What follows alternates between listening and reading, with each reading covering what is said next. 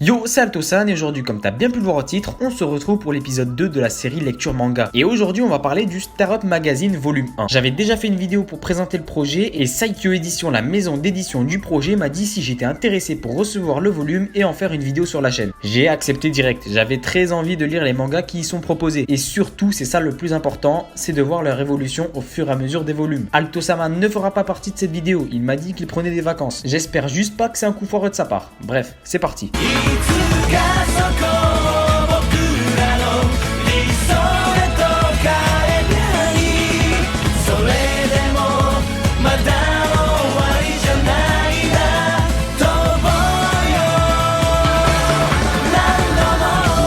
Exceptionnellement pour ceux qui n'avaient pas vu la première vidéo où je présentais le projet, petite remise en contexte. Star Up Magazine est un magazine développé par Saikyo Edition. Il coûte 16€ en format papier. À l'intérieur de ce magazine, tu trouves des news sur certains mangas, des articles complets sur un manga, des articles sur la culture japonaise, le monde du cosplay, etc., etc. Et surtout, ce qui nous intéresse, des chapitres de manga. Bref, je l'ai lu, let's go pour la partie avis.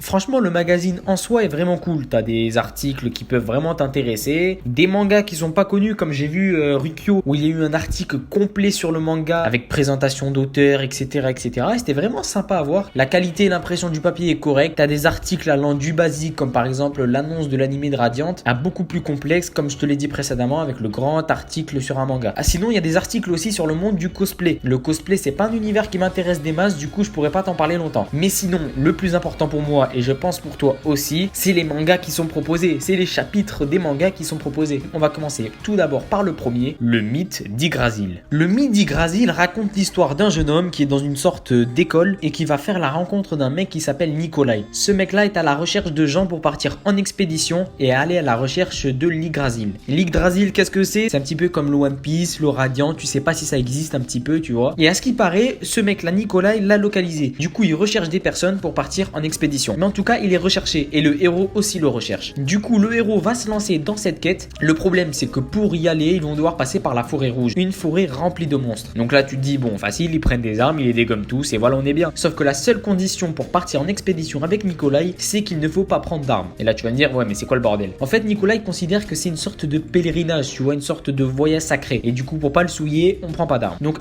le héros va aller en aventure totale avec ce groupe et partir à la recherche de l'Yggdrasil. Qu'est-ce que j'ai pensé de ce manga? Bon, déjà pour un premier chapitre, t'apprends les bases, tu connais un petit peu les enjeux qu'il va y avoir, tu vois qu'il y a quelques petits personnages mystérieux, dont un qui est vraiment facile à voir, tu vois, le mec il le dit toutes les 2 secondes, et le deuxième un petit peu caché qu'on a vu que dans une case, donc c'est assez intéressant, t'as hâte de voir en fait ce qui va se passer lors de l'expédition, tu sens que ça va pas se passer comme prévu, ça te donne l'ambiance un petit peu à la SNK quand le bataillon d'exploration il va à la recherche de titans, ils sont dans une forêt, tu sais pas ce qui peut jaillir, à tout moment ça peut partir en sucette. Du coup c'était un chapitre assez intéressant. Du point de vue dessin, c'est assez propre, c'est assez compréhensible, les expressions de tête sont assez bien faites. Il a un style entre le chibi et le shonen, quoi, tu vois. Des fois, la tête, elle est un petit peu arrondie, les yeux sont assez gros, la tête un petit peu plus disproportionnelle que le corps dans certaines cases. Après, bien sûr, et l'un des problèmes, c'est que c'est limité en perspective. Certes, il y a beaucoup de dialogues, mais les perspectives sont assez limitées. Le profil, le face, le 3/4, c'est assez basique niveau perspective. Niveau décor, on voit qu'il y a un effort de fait pour que dans certaines cases, bien sûr, ce soit pas tout blanc. L'auteur meuble ses cases avec des fois un décor, des fois le mec il est assis sur une chaise. Et ça c'est bon, ça c'est des efforts qui sont notables et qui font plaisir. Du point de vue trame aussi, il y a vraiment un réel effort de fait. Les trames sont assez bien utilisées, que ce soit dans l'ombrage, etc. Ou même des fois dans une sorte de lumière qu'il donne dans les joues de son personnage. C'est vraiment propre, les expressions sont bien réalistes. Donc vraiment du point de vue dessin, c'est propre. Et sinon quelque chose aussi que j'ai très bien aimé, c'est l'ingéniosité qu'il a eu dans une case en fait. Une case précise. Dans un shonen classique, lorsque tu vois que le héros parle et qu'il est interrompu, tu vois la bulle avec son début de phrase, après 3 petits points en plein milieu de la phrase et tu vois la grosse bulle du mec qui crie juste à côté. Lui, il a été un petit peu plus ingénieux et en fait, il a fait sa bulle normale avec la phrase en fait, ce que tu as à lire et il a mis par-dessus cette bulle, enfin par-dessus la moitié de cette bulle, la bulle du mec juste à côté qui criait. Du coup, ça donne un effet hyper stylé parce qu'en fait, t'essayes de lire la bulle, mais tu peux pas parce que t'as l'autre grosse bulle qui prend la moitié de la case. Et ça t'oblige à lire cette grosse bulle, et là, tu dis direct, ah ouais, le mec il crie quand même. Donc, franchement, voilà, j'ai assez bien apprécié ce premier chapitre. Après, bien sûr, il y a des choses à améliorer. Je pense surtout en premier lieu remplir les cases de décor. Après, bien sûr, remplir les pages de décor, c'est toujours compliqué, la perspective, etc. Ça se saurait si c'était facile à faire, mais franchement, c'est hyper encourageant pour un premier chapitre. Et bien évidemment, j'ai hâte de lire la suite. Le deuxième manga présenté est Geeks Online. Pour ce premier chapitre de Geeks Online, c'est pas du tout pareil que le mythe d'Yggdrasil. Là où le précédent manga commençait directement par te présenter tous les trucs et que tu découvrais en fait toute l'histoire dès le début, le premier chapitre commence directement par une baston. Du coup, tu commences à comprendre quelques bribes d'histoire vers la fin, mais tu comprends pas trop l'histoire et c'est pas le but. Là en fait, dès le début, l'auteur te met dans une scène compliquée, une scène de fight. Et c'est par la suite que normalement, il va t'expliquer en fait d'où ça vient, qu'est-ce qui se passe. Ça change de certains mangas qui dès le premier chapitre veulent tout te montrer dès le début. Là, il a choisi en fait d'arriver, te montrer un combat et par la suite t'expliquer l'histoire. Donc en fait, si j'ai bien compris, l'héroïne est dans un monde, une sorte de monde virtuel, car on pouvait percevoir qu'il y avait sa vie en fait. Tu voyais sa barre de vie, la barre de vie adverse. Du coup, pour l'instant, je peux m'intéresser principalement que sur le dessin. Ce chapitre te prouve quelque chose, c'est que l'auteur, il tente des trucs. Ça, c'est sûr et certain. Tu vois bien qu'il a compris qu'une scène de combat, ça se fait pas de face et de profil, et il te tente des perspectives,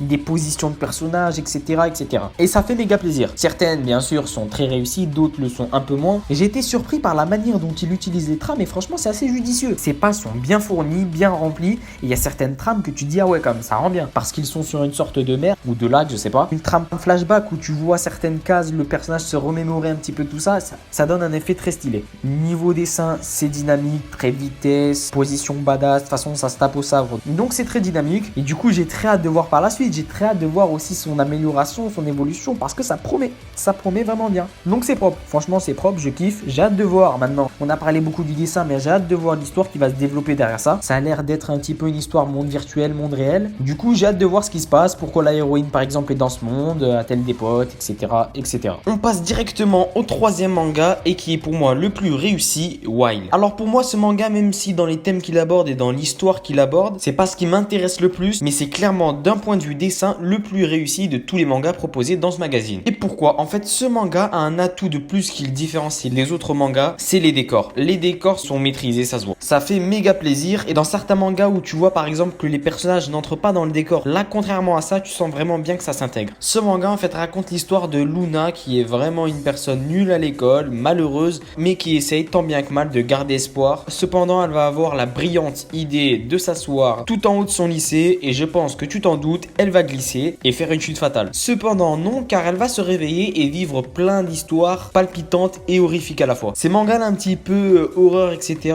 Bon, c'est pas trop mon délire, mais franchement j'ai lu et j'ai très bien kiffé. C'est surprenant, t'as des frayeurs, tu te dis mais c'est quoi ce bordel? C'est que vers la fin de chapitre que tu commences à comprendre un petit peu ce qui va se passer lors des prochains chapitres. Les trames sont bien utilisées, les trames un petit peu horreur, etc. avec des rayures un petit peu. Ces trames là donnent un effet vraiment qui fait flipper et ça fait plaisir. Encore quelque chose vraiment qui donne que du plus au dessin, c'est les perspectives. L'auteur tend des perspectives et c'est réussi. Tu vois des vues de haut, des vues de bas, bref, c'est stylé. Après, si je devais donner un seul défaut à ce manga, c'est les expressions qu'a le personnage lorsque des fois il est horrifié. Il y a des expressions qui sont réussites et d'autres qui le sont un peu moins. Donc voilà, j'ai vraiment hâte de voir la suite des péripéties de Luna, de voir son évolution, parce que là en fait c'est les premiers chapitres, l'histoire n'est pas hyper bien développée, c'est qu'un seul chapitre en fait. De toute façon c'est pas comme un tome, donc niveau histoire je peux pas trop me concentrer là-dessus. J'ai hâte de voir en fait l'évolution que va avoir son trait, l'évolution de son dessin, l'évolution de l'histoire, et c'est hyper prometteur. Passons maintenant à la partie news.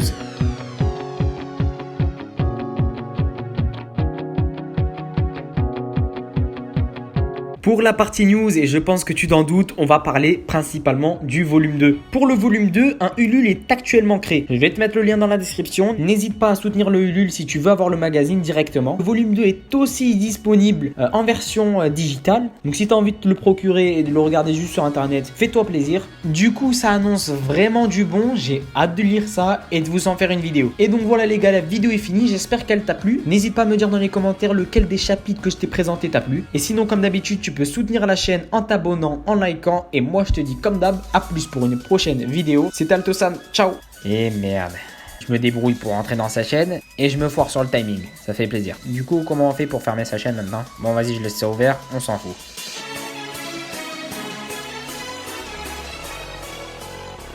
Oh, on laisse sa chaîne ouverte? Intéressant.